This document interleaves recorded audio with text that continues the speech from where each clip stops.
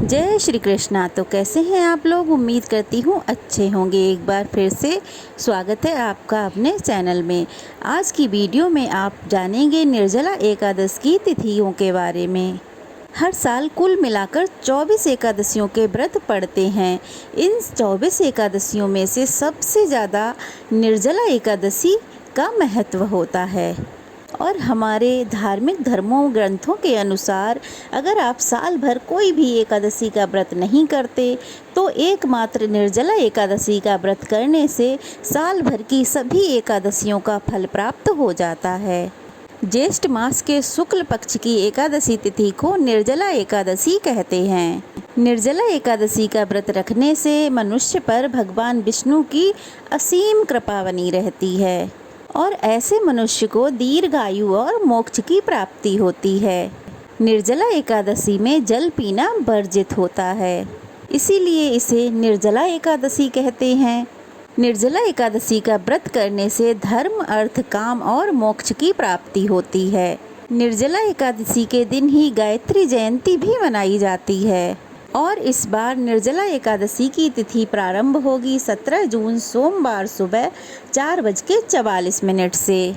इसके साथ ही तिथि समाप्त होगी 18 जून मंगलवार सुबह 6:25 पे।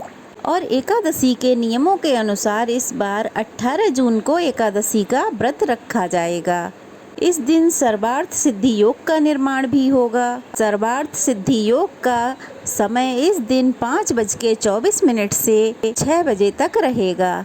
अब आप सोच रहे होंगे कि 17 जून को सूर्योदय से पहले ही एकादशी लग रही है, तो 17 जून को एकादशी का व्रत क्यों नहीं रखा जाएगा? तो देखिए, अगले दिन 18 जून को सुबह से लेकर दोपहर तक हरिवासर का समय रहेगा और हरिवासर का समय समाप्त होगा 18 जून मंगलवार को दोपहर 12 बजे। एकादशी के नियमों के अनुसार जब तक हरिवासर का समय रहता है तब तक एकादशी का व्रत नहीं खोला जाता। हमेशा हरिवासर का समय बीतने के बाद ही उपवास खोला जाता है। ऐसे में जो लोग 17 जून को उपवास रखना चाहते हों तो वो मंगलवार 18 जून को दोपहर 12 बजे के बाद ही अपना उपवास खोलें, व्रत का पारण करें। इसीलिए आप सभी को 18 जून को ही उपवास रखना चाहिए। जो लोग इस नियम का पालन नहीं करते और 17 जून को ही उपवास रखना चाहते हैं तो ऐसे में अगर वो उपवास खोलना चाहते हैं तो वो मंगलवार को 1 बजे से 3 बजे के बीच में अपना उपवास खोलें। हालांकि शास्त्र का यही नियम है कि इस तरह से जब भी 2 दिन एकादशी पड़ती है तो सभी को, चाहे वो गृहस्थ जन हो चाहे वो वैष्णव हो, सभी को दूजी एकादशी का व्रत ही करना चाहिए। 18 जून मंगलवार को सूर्योदय होगा सुबह 5:45 पे और सूर्यास्त होगा शाम 7:10 पे। ब्रह्म मुहूर्त होगा सुबह 4:09 से लेकर 4:57 तक। शिव योग रहेगा रात 9:38 से।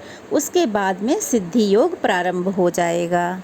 अभिजीत मुहूर्त रहेगा दोपहर 12:01 से लेकर 12:54 तक और राहु काल रहेगा दोपहर 3 बजे से 4:30 बजे तक। 19 जून बुधवार को सूर्योदय होगा सुबह 5:45 पे और सूर्यास्त होगा शाम 7:10 पे। ब्रह्म मुहूर्त होगा सुबह 4:09 से लेकर 4:57 तक। सिद्धि योग होगा 9:11 से 9:11 तक। उसके बाद साध्य योग प्रारंभ हो जाएगा। ये सारे योग बहुत ही शुभ हैं। इन शुभ योगों में की गई पूजा बहुत ही फलित होती है। विशाखा नक्षत्र रहेगा शाम 5:23 तक। उसके बाद में अनुराधा नक्षत्र शुरू हो जाएगा और इस दिन राहु काल रहेगा दोपहर 12 बजे से लेकर 1:30 बजे तक। द्वादशी तिथि प्रारंभ होगी 18 जून मंगलवार सुबह 6:26 से और द्वादशी तिथि समाप्त होगी 19 जून बुधवार सुबह 7:28 पे। बुधवार को द्वादशी तिथि जल्द ही समाप्त हो जाएगी, इसलिए आपको सुबह जल्दी ही अपना उपवास खोल लेना होगा। अब जानते हैं पारण मुहूर्त के बारे में। 19 जून बुधवार को एकादशी व्रत का पारणा किया जाएगा सुबह 5:45 से लेकर 7:28 तक। निर्जला एकादशी को सुबह स्नान करके सूर्य देव को अर्घ जरूर दें।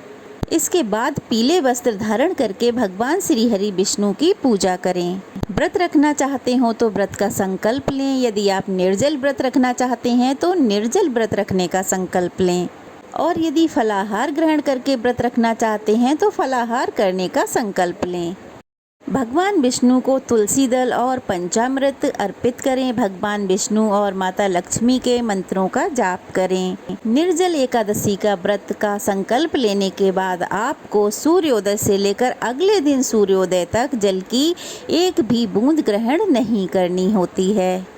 एकादशी व्रत के दिन संकल्प लेते समय जो आचमन किया जाता है, आप जल की बस वो उतनी ही बूंदें ग्रहण कर सकते हैं, और दिन में आपको अगर प्यास लगती है तो आप 1 या 2 बार पानी से कुल्ला कर सकते हैं, परंतु पानी पी नहीं सकते।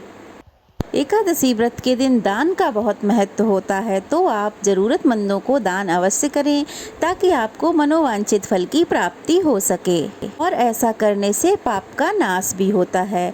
और आज के दिन दक्षिणावर्ती शंख में जल भरकर भगवान विष्णु का अभिषेक किया जाए तो उससे सभी मनोकामनाएं पूर्ण होती हैं। द्वादशी तिथि को विधि विधान से पूजा करने के बाद व्रत का पारण करें। तो यह थी आज की वीडियो। अगर आपको अच्छी लगी हो तो एक कमेंट ज़रूर कीजिएगा। नए हैं तो प्लीज़ चैनल को सब्सक्राइब कीजिए और शेयर कीजिए। तो फिर मिलते हैं। जय श्री कृष्णा।